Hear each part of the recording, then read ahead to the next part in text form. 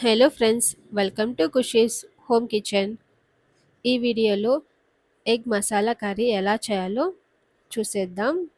ముందుగా గుడ్లని ఉడకపెట్టుకోవాలి. ఇప్పుడు ఒక సైడ్ ప్యాన్లో ఆయిల్ వేసుకొని ఆయిల్ హీట్ అయ్యాక 2 చాప్డ్ ఆనియన్స్ వేసుకోవాలి. ఆనియన్స్ని 2-3 నిమిషాలు ఫ్రై చేశాక ఇందులోకి 1 చాప్డ్ టమాటోని కూడా వేసుకొని కలర్ మారే వరకు ఫ్రై చేసుకోవాలి. చల్లగా అయ్యాక ఒక మిక్సీ జార్లోకి వేసుకొని అలాగే ఇందులోకి 4-5 కాజుని కూడా వేసుకోవాలి. కొంచెం కొత్తిమీరని కూడా వేసుకొని పేస్ట్ లాగా గ్రైండ్ చేసుకోవాలి. ఉడకపెట్టుకున్న గుడ్లని పొట్టు తీసేసి ఈ విధంగా కట్ చేసి పెట్టుకోవాలి. ఇప్పుడు ప్యాన్లో 2-3 టేబుల్ స్పూన్ల ఆయిల్ వేసుకొని చిటికెడు కారం, చిటికెడు ఉప్పు, చిటికెడు పసుపు వేసుకోవాలి.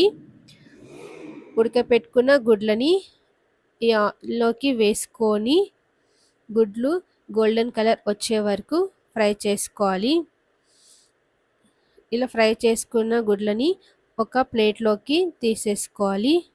ఇదే ప్యాన్లోకి కొంచెం ఆయిల్ని వేసుకొని మనం గ్రైండ్ చేసి పెట్టుకున్న పేస్ట్ని కూడా వేసేసుకొని ఆయిల్లోని ఒక 2 నిమిషాలు బాగా ఫ్రై చేసుకోవాలి.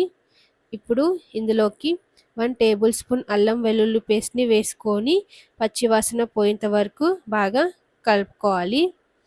అలాగే ఇందులోకి ఇప్పుడు చిటికెడు పసుపు, తగినంత ఉప్పు, 2 స్పూన్ల కారం వేసుకొని బాగా కలుపుకోవాలి.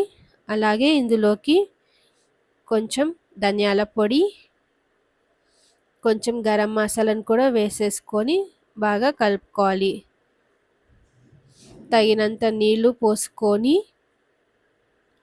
2-3 నిమిషాలు ఉడికించుకోవాలి. ఇలా ఉడికిన తర్వాత మనం ఫ్రై చేసి పెట్టుకున్న గుడ్లని ఈ విధంగా ఈ గ్రేవీలో వేసేసుకొని ఒక 2 నిమిషాల తర్వాత ఫైనల్గా కొత్తిమీరని వేసేసుకోవాలి. అంతే ఫ్రెండ్స్, ఇప్పుడు egg gravy masala curry ready అయిపోయింది.